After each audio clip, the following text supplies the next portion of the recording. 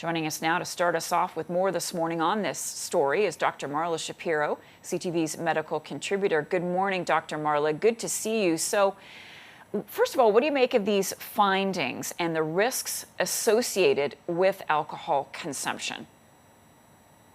So most of us don't think about alcohol as being a carcinogen, but in fact it is a level 1 carcinogen. And for many people, these numbers will be startling. The only no risk is zero drinking. 1 to 2, already a low risk. We're talking about per week.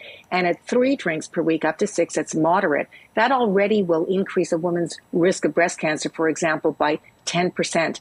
And a drink a day, 7 drinks, that's considered high risk. Now you're going into other types of cancer, heart disease, stroke. You know, the numbers are really quite startling. And really, they're recommending that not only do we understand what a portion size is, but how low safe drinking really is on a weekly basis in terms of the numbers of drinks that you should be able to have.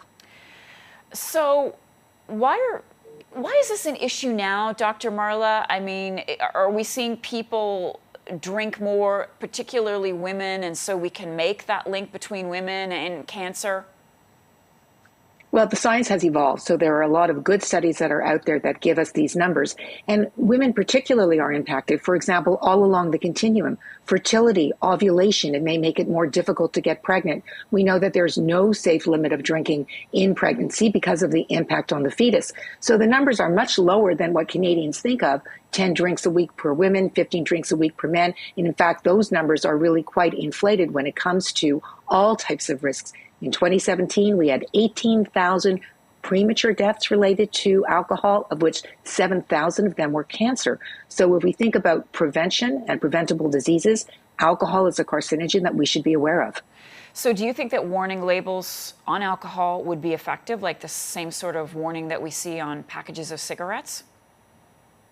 So, in fact, there have been studies that have looked at that. Firstly, telling you how many servings are there in this bottle that you're buying. So to understand that a drink of alcohol isn't 6 to 9 ounces of a glass of wine, it's really 5 ounces. So it would let you know how many portions are there in this bottle. The second thing is that studies have showed us that when you have that cancer warning on the bottle, it definitely does impact buying. And I think most Canadians are unaware of the potential adverse outcomes that happen with alcohol and drinking. And the numbers, if you look at these new studies and these new outlines, it's basically telling you that 0 is the safest level that's out there.